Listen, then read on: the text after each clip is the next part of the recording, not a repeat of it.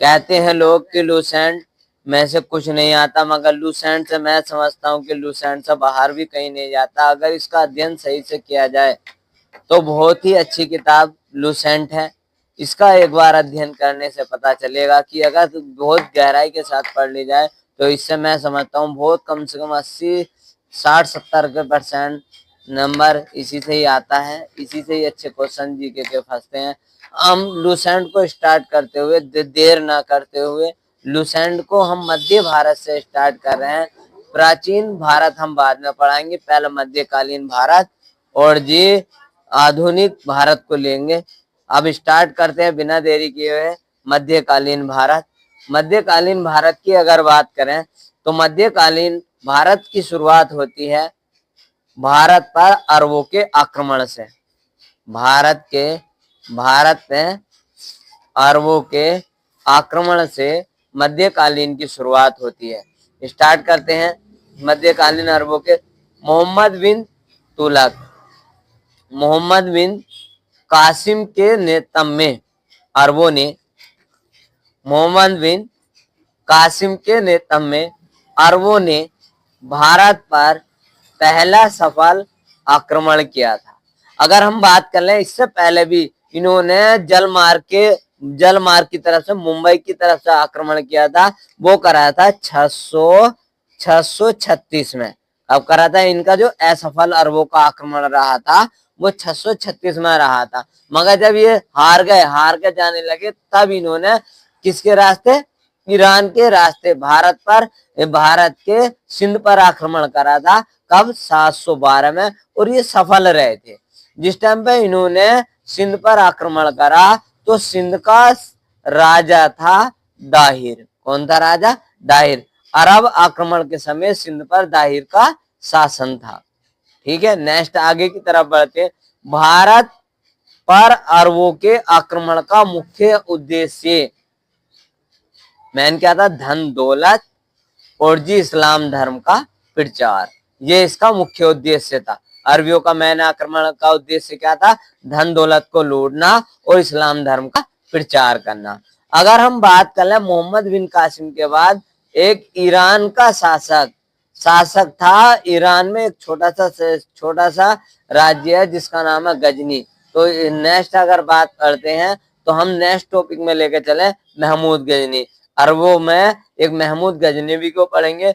932 में अल्पतगीन नामक एक तुर्क सरदार ने गजनी साम्राज्य की स्थापना की थी।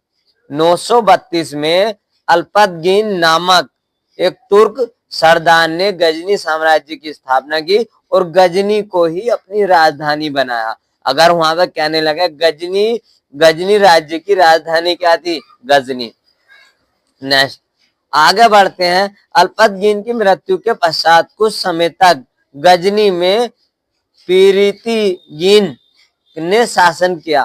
प्रीतिगीन ने शासन किया। किसने किया? प्रीतिगीन ने शासन किया। इसका शासन काल जो रहा वो 972 से 977 तक रहा, मात्र 5 साल।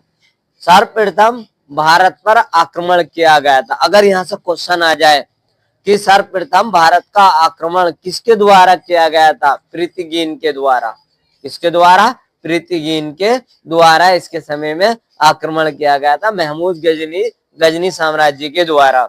नेक्स्ट, प्रथम तुर्क आक्रमण के समय पंजाब में शाही वंश का शासक जयपाल शासन कर रहा था। कहने का मतलब पहला भारत पर तुर्क आक्रमण किसने करा था? प्रीतिगीन ने। अल्पतगीन का गुलाम तथा दामाद सुबुकुद्दीन 977 में गद्दी पर बैठा। अल्पतगीन का गुलाम कौन सा था? सुबुकुद्दीन। 977 ईस्वी में गद्दी पर बैठा और महमूद गजनी सुबुकुद्दीन का ही पुत्र था। किसका बेटा था? महमूद गजनी सुबुकुद्दीन का ही पुत्र था। इसका जन्म 1 नवंबर 971 में हुआ था। किसका? महमूद गजनी का। महमूद गजनी का जन्म कब हुआ? 971 में। नेक्स्ट, अपने पिता के साथ अपने पिता के काल में महमूद गजनी खुरासन का शासक था। किसका था? खुरासन का। महमूद गजनवी कहाँ का शासक था? खुरासन का। महमूद गजनवी 27 वर्ष की अवस्था में 998 में गद्दी पर बैठा। 998 में गद्दी पर बैठा। अब बैठा 998 में। नेक्स्ट, बगदाद का खलीफा अल आदिर बिल्ला इसके समय के दौरान बगदाद का खलीफा था अल कादिर बिल्ला। महमूद गजनी ने पद को मान्यता प्रदान करते हुए उसे महमूद गजनी को अल कादिर बिल्ला ने यामी-उद-दौला या यामी-उल-मिल्ला की उपाधि दी थी। यामी-उद-दौला और यामी-उल-मिल्ला की उपाधि दी। अगर हम नेक्स्ट आगे बढ़े,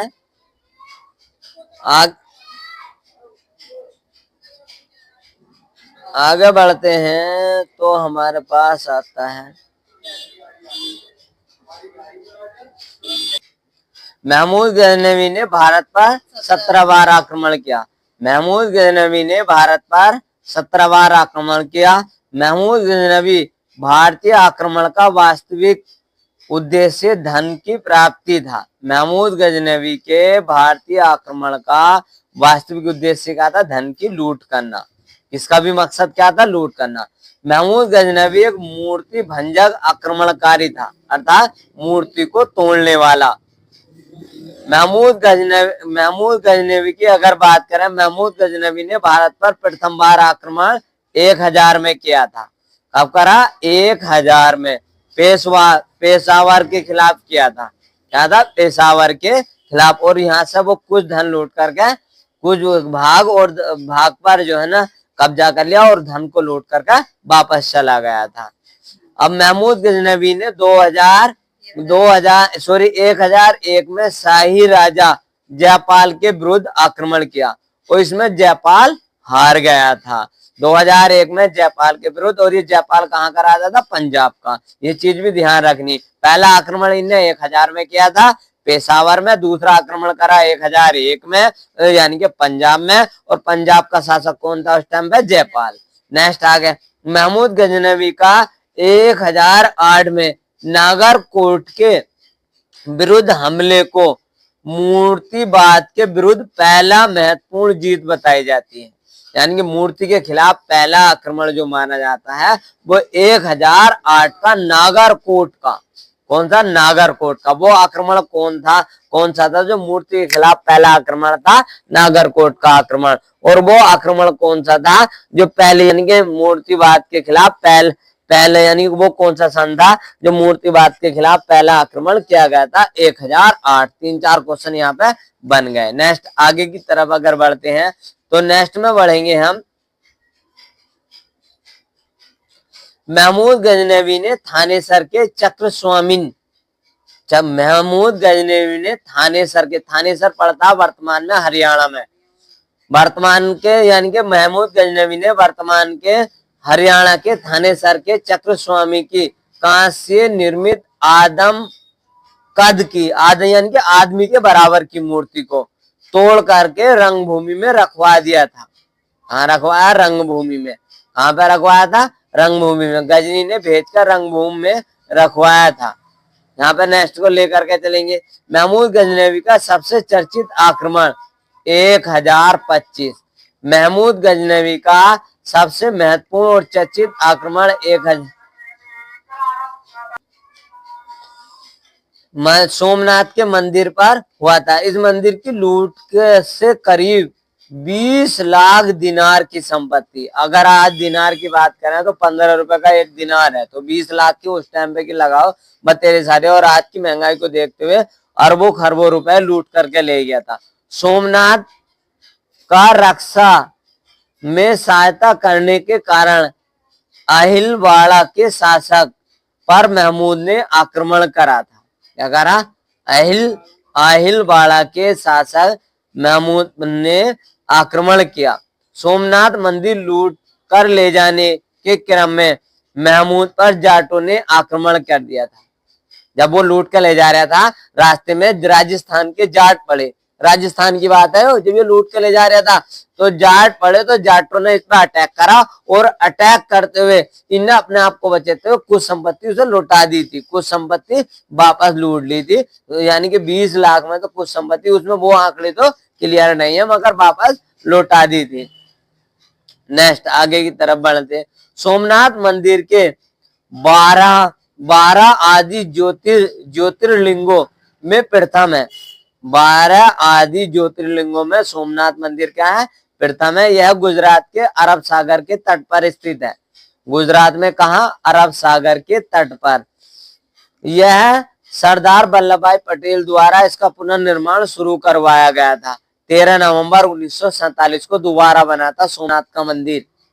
13 नवंबर 1947 को किसके द्वारा? सरदार पटेल के द्वारा। 11 मई 1951 के दिन राष्ट्रपति राजेंद्र प्रसाद के द्वारा मंदिर में प्राण प्रतिष्ठा की गई थी, यानी कि मूर्ति रखी गई थी। तो यानी कि कब? 11 मई 1951 को। 11 मई 1951 को मूर्ति स्थापित की गई थी। नेक्स्ट में आगे की बात करें, महमूद गजनवी का अंतिम भारतीय आक्रमण 1027, जब उन्हें सोमनाथ मंदिर पर आक्रमण करा तो उससे यानी कि तब तो कर दिया, उनसे उससे लूट लिया। इनने जाटों से बदला लेने के लिए दोबारा आक्रमण करा था 1027 का के विरुद्ध था। महमूद गजनवी की मृत्यु 1030 में हो गई थी। महमूद गजनवी की मृत्यु कब हुई थी? 1030 में। नेक्स्ट, सुल्तान की उपाधि धारण करने वाला प्रथम शासक महमूद गजनवी था। यानी कि भारत में सुल्तान की उपाधि धारण करने वाला प्रथम शासक कौन था? महमूद गजनवी। कौन सा था? महमूद गजनवी था। महमूद ने के सेना में सेवद, दराय और तिलक जैसे हिंदू उच्च पदों पर आसीन थे। अलबरूनी, फिरदौसी, उतवी, फारूकी गजनवी के दरबारी लेखक थे। क्या थे? दरबारी लेखक। इस टॉपिक यहाँ पे ये टॉपिक हमारा महमूद गजनवी क्लियर हुआ। अगला टॉपिक आज ही हम स्टार्ट कर रहे हैं, इसी टॉपिक में लेते हुए महमूद गोरी, मोहम्मद गोरी भैया। महमूद दिल्ली मध्यकालीन भारत का 29वां टॉपिक लुसेंट के मुताबिक मोहम्मद गोरी है, जो कि सभी महत्वपूर्ण क्वेश्चन आएंगे। तो यहाँ पर आया भैया हमारे पास मोहम्मद गौर महमूद गजनवी के अधीन एक छोटा सा राज्य था। महमूद गजनवी के अंदर ही आख रहा था, ये भी एक छोटा सा राज्य था। 1173 ईस्वी में शाहबुद्दीन मोहम्मद गोरी गौर का शासक बना। इसका पूरा नाम क्या था? शाहबुद्दीन मोहम्मद गोरी गौर का शासक बना। इसने भारत पर पहला आक्रमण 1175 में मुल्तान के विरुद्ध किया था। अब हम पहले इसे टॉपिक को पढ़ाने से पहले पिछला रिपीट कर लेते हैं। अभी नहीं करते, बाद में करेंगे, पहले इसे पढ़ा ही लें। महमूद गोरी का दूसरा आक्रमण 1178 में पाटन पर हुआ। 1178 में पाटन पर, कितना हुआ? पाटन पर हुआ। यहाँ का शासक भीम सेकंड था। पहला आक्रमण मुल्तान के खिलाफ, दूसरा आक्रमण पाटन गुजरात के खिलाफ, और वहां का शासक का था भीम सेकंड। इसके यानी कि युद्धों की अगर बात करें तो इसके युद्ध, इसने जो महत्वपूर्ण युद्धों में गिनती मानी जाती, वो 3 युद्ध ही अच्छी हैं।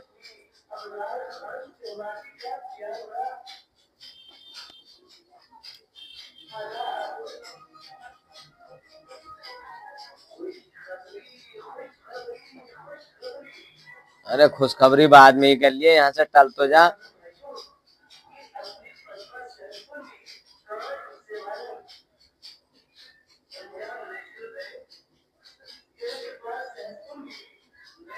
मोहम्मद गोरी भारत के विजित प्रदेशों पर शासन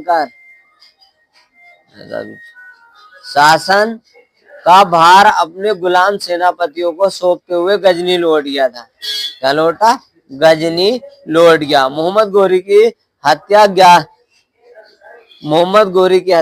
15 मार्च 1206 में यूसुफ जनजाति के लोगों ने कर दी थी। खैबर दर्रे में जब ये जा रहा था दिल्ली सल्तनत। इसके मरने के बाद जब ये अपने गुलामों को छोड़कर गया, इसका प्रमुख वफादार गुलाम था कौन?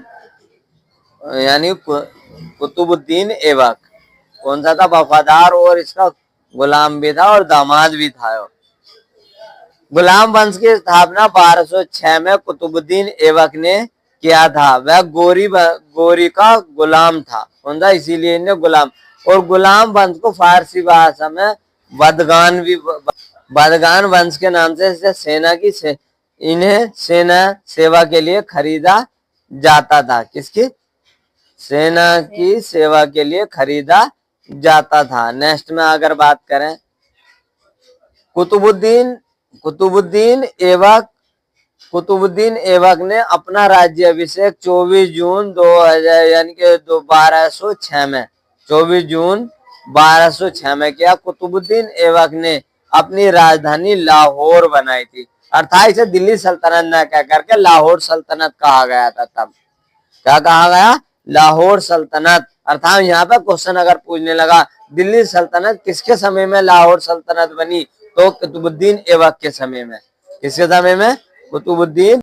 कुतुब मीनार की नींव कुतुबुद्दीन ऐबक ने डाली थी। किसने डाली, कुतुबुद्दीन ऐबक ने कुतुब मीनार की नींव डाली थी। दिल्ली का कुतुबुल इस्लाम मस्जिद का निर्माण कुतुबुल इस्लाम मस्जिद का निर्माण भी कुतुबुद्दीन।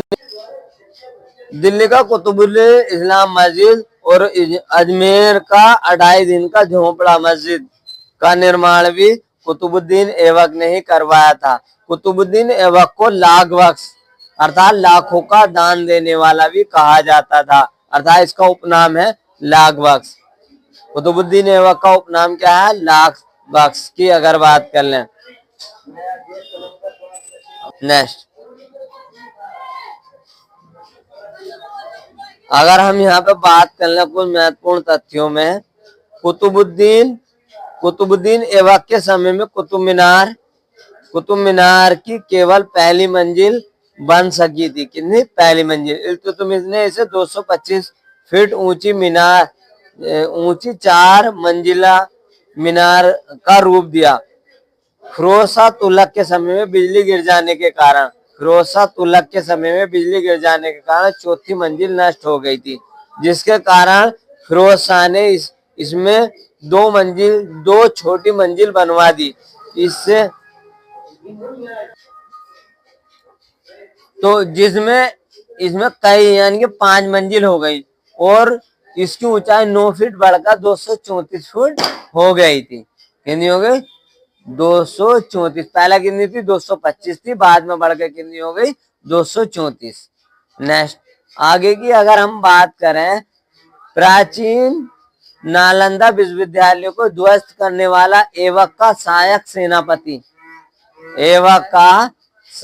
सेनापति जो था वो कौन था, बख्तियार खिलजी था। कौन सा था, बख्तियार खिलजी।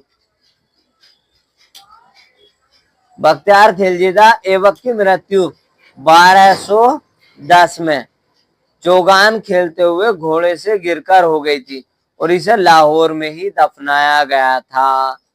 हाँ, लाहौर में ही दफनाया गया। ऐबक का उत्तराधिकारी आराम शाह हुआ। कौन हुआ, आराम शाह। ऐबक का उत्तराधिकारी आराम शाह होता है। ऐबक का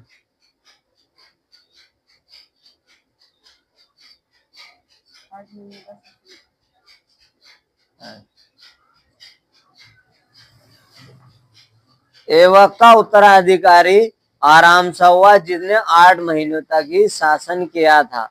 आराम शाह की हत्या कुतुबुद्दीन ऐबक के ही गुलाम और कुतुबुद्दीन ऐबक के ही दामाद भी था और गुलाम भी था।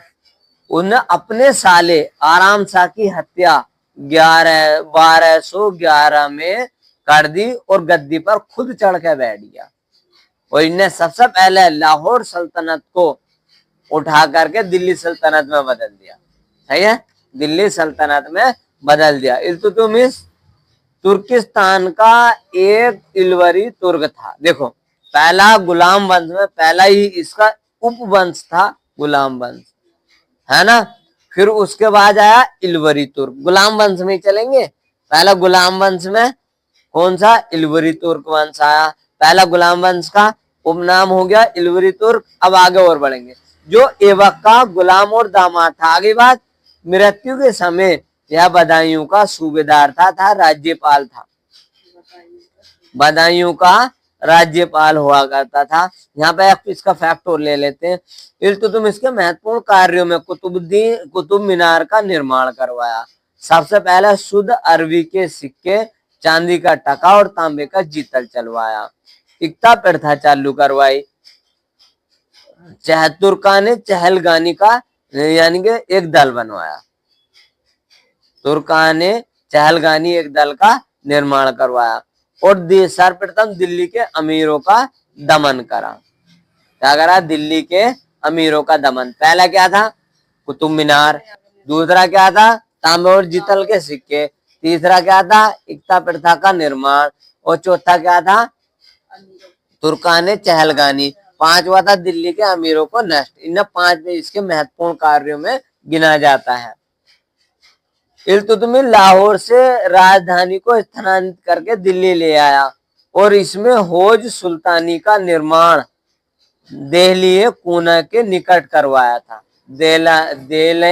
देलाए कुना के निकट करवाया था हौज सुल्तानी का निर्माण। अर्थात यहाँ पे हौज सुल्तानी का निर्माण किसने करवाया था? इल्तुतमिश ने। दिल्ली सल्तनत में लाहौर से दिल्ली राजधानी कौन लेकर आया? इल्वरी तुर्क इल्तुतमिश। कौन सा? इल्वरी तुर्क इल्तुतमिश लेकर के आया था। नेक्स्ट आगे चलते हैं। इल्तुतमिश पहला शासक था जो 1229 में बगदाद के खलीफा से सुल्तान पद की वैधानिक स्वीकृति प्राप्त की थी। यानी कि दिल्ली सल्तनत का पहला शासक जिसने बगदाद के खलीफा से सुल्तान की उपाधि धारण की थी। इल्तुतमिश की मृत्यु 1236 में। इल्तुतमिश की मृत्यु कब हुई थी? 1236 में इल्तुतमिश की मृत्यु हो जाती है। इल्तुतमिश मर जाता है 1236 में।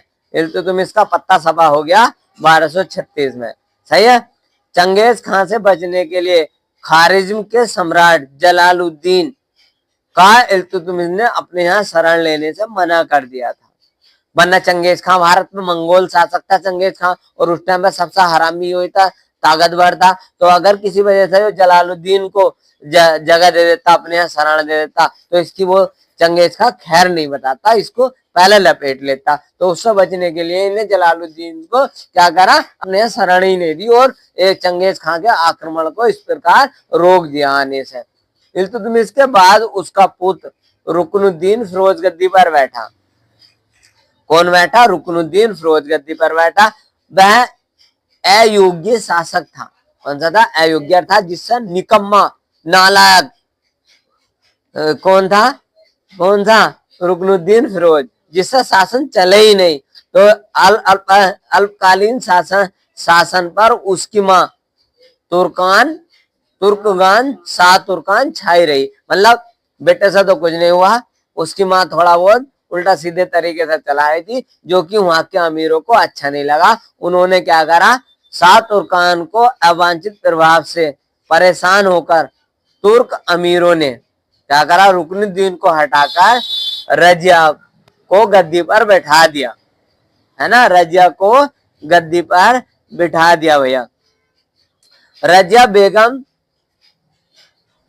प्रथम मुस्लिम महिला शासिका, शासन की बागडोर संभाली थी। यहाँ पे इससे कई सारे क्वेश्चन बनते हैं। यानी कि भारत की प्रथम मुस्लिम महिला शासिका कौन थी? रजिया सुल्तान। मध्यकालीन भारत में पहली महिला शासक, अगर क्वेश्चन यहाँ भी बनता है, मध्यकालीन भारत में पहली महिला सुल्तान कौन थी? यानी कि रजिया सुल्तान। और जी यहाँ पर कहाँ की दिल्ली की शासक कौन बनी थी? रजिया सुल्तान। रजिया ने पर्दा प्रथा को त्याग कर पुरुषों की तरह चोगा और कूला पहनकर राज दरबार में खुले मुंह से जाने लगी। रजिया ने मलिक जलालुद्दीन याकूत को, यो इसके मरने का कारण बना। यहाँ से मरने का कारण बना। अगर क्योंकि यो अफ्रीकी था और अफ्रीका में लोग क्या होते, काले होते हैं। और भारत में जो आमिर थे, तुर्क थे, वे गोरे थे। तो उन्होंने, आमिरों ने ये सोचा कि ये कालिया हमारे ऊपर शासन कर रहा है, तो पहले इसी को बनाओ। और फिर ये इसके प्रेम प्रसंग में भी पड़ गई थी, तो यहाँ पे लेकर के चलते हैं। तो और उच्च पद दे दिया, जिसकी वजह से इसे जो है ना अपना गद्दी पर उतरना भारी, यानी कि गद्दी पर बैठना भारी पड़ गया। अमीर आखूर किसे नियुक्त किया था? रजिया सुल्तान ने मलिक याकूत को, जिसको हम जमालुद्दीन याकूत के नाम से भी जानते हैं।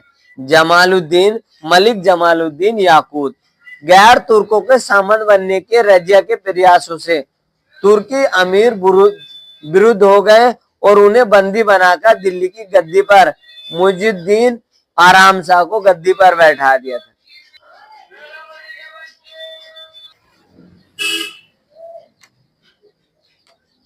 रजिया की शादी किससे हुई? अल्तुनिया से। रजिया की शादी अल्तुनिया से होती। इससे शादी करने के बाद रजिया ने पुनः गद्दी पर प्राप्त करने का प्रयास किया, लेकिन असफल रही, क्योंकि आराम सा गद्दी पर बैठ गया था। आराम सा कभी ये नहीं चाहता कि दोबारा से ये गद्दी पर बैठा और मेरी गद्दी छिन जाए। तो रजिया की हत्या इन्हें आराम शाह ने डाकुओं से कैथल में करा दी थी 13 अक्टूबर 1240 को। 13 अक्टूबर 1240 को हत्या करा दी कैथल में। अब ये पूछने लगा ये कैथल है कहाँ? ये पड़ता हरियाणा में। कैथल पड़ेगा हरियाणा में। आराम बहराम शाह को बंदी, यानी कि को बंदी बनाकर उसकी हत्या 1242 में कर दी। जिसके बाद दिल्ली का अगला सुल्तान अलाउद्दीन मसूद बना, मसूद शाह बना। बलवन ने षड्यंत्र करके 1246 में, 1242 में अलाउद्दीन मसूद बनता है। अगर हम क्रम पकड़ लें, पहला क्रम होता है हमारे पास, यानी कि एबक, एबक के बाद आराम शाह, आराम शाह के बाद इल्तुतमिश, इल्तुतमिश के बाद रुकनुद्दीन, रुकनुद्दीन के बाद रजिया, रजिया के बाद बहराम शाह, बहराम शाह के बाद नहीं बलवन नहीं, बहराम शाह के बाद अलाउद्दीन महसूद शाह, और महसूद शाह के बाद में बलवन बनेगा। ठीक है, ये वाला क्रम चलेगा। उसके बाद दिल्ली का सुल्तान महसूद शाह बना। बलवन ने षड्यंत्र करके 1246 में महसूद शाह की हत्या करवा दी और यानी कि सुल्तान के पद से हटाकर नासिरुद्दीन महमूद को गद्दी पर बैठा दिया। नासिरुद्दीन महमूद एक ऐसा दिल्ली का सल्तनत शासक था जिसने अपने राजशाही पैसे का दुरुपयोग नहीं किया। उनने अपना जीवन यापन टोपी सीकर किया था, अर्थात जीवन यापन किसकी तरह करता था? टोपी सीकर करता था। नेक्स्ट, अगला शासन चलता है। बलवन ने अपनी पुत्री का विवाह नासिरुद्दीन महमूद से कर दिया, तो जाहिर सी बात है वो इसका दामाद हो गया। बलवन का वास्तविक नाम बहाउद्दीन था। बलवन का ओरिजिनल नाम क्या था? बहाउद्दीन। वह इल्तुतमिश का गुलाम था। किसका था? गुलाम। तुर्कानी चहलगानी को न खत्म जो करा था वो बलवन ने ही करा था। शुरुआत किसने की थी? इल्तुतमिश ने। खत्म किसने करा? बलवन ने। अगर कब करा? 1266 में। कब करा था? 1266 में। बलवन ने 1266 में गयासुद्दीन बलवन के नाम से दिल्ली की गद्दी पर बैठा और यह मंगोलों के आक्रमण से दिल्ली की रक्षा करने में सफल रहा। सीरी नामक नया नगर बलवन ने दिल्ली के पास बसाया था। दिल्ली के पास कौन सा नगर बसाया था? सीरी का किला। और यहाँ पे एक सीरी का किला भी बना होता जो अलाउद्दीन खिलजी द्वारा बनाया था, वो हम आगे पढ़ेंगे। सीरी नगर किन्ने बसवाया था? बलवन ने। बलवन कब बैठा? 1266 में। तो यहाँ पे राज दरबार में सिजदा और प्रवेश प्रथा शुरू करने वाला, राज दरबार में सिजदा और प्रवेश प्रथा शुरू करने वाला कौन था? बलवन। बलवन ने फारसी रीति रिवाज पर आधारित नवरोज त्योहार मनाना स्टार्ट करा था और ये मनाया जाता फारसी कैलेंडर का पहले दिन से, वो सब मनाया जाता है भैया। नेक्स्ट, अगर आगे बात कर लें, बलवन ने अपने विद्रोहियों से निपटने के लिए लो एवं रक्त की नीति अपनाई थी। लो एवं रक्त की नीति अर्थात कड़ा कानून बनाने का श्रेय भारत में किसको जाता? लो एवं रक्त की नीति बलबन को। सही है। अब नेक्स्ट में आगे बढ़ते हैं तो आगे चलते हैं तो आगे नासिरुद्दीन महमूद ने बलबन को उलूग खां की उपाधि दी थी। की उलूग खां की उपाधि। बलबन आखेट अभियान के बहाने अपनी सेना को लंबी दूरी तक कवायद कराकर दुरुस्त करता था। आखेट मतलब घूमना, आखट माने होता घूमने का पर्यायवाची, आखेट और बन का भी पर्यायवाची होता आखेट, बन का पर्यायवाची होता आखेट। तो यानी कि जंगल की सैर के बहाने क्या होता? अपनी सेना का अभ्यास कराता था। कौन? बलबन। बलबन के दरबार में फारसी प्रसिद्ध कवि अमीर खुसरो और अमीर हसन रहते थे। अमीर खुसरो और अमीर हसन। तो अर्थात यहां से होती है अब शुरुआत किसकी? अमीर खुसरो की। अमीर खुसरो ने कहते हैं ना कि 8 शासकों का राज शासन देखा, तो सबसे पहले किसका देखा था? बलबन का। और अंत में किसका देखा? यानी कि मोहम्मद बिन तुगलक का। नेक्स्ट में गुलाम वंश का अंतिम शासक शमसुद्दीन कैमूर्स था। गुलाम वंश का अंतिम शासक कौन सा था? शमसुद्दीन कैमूर्स। शमसुद्दीन कैमूर्स था। हो गया। नेक्स्ट आगे चलते हैं।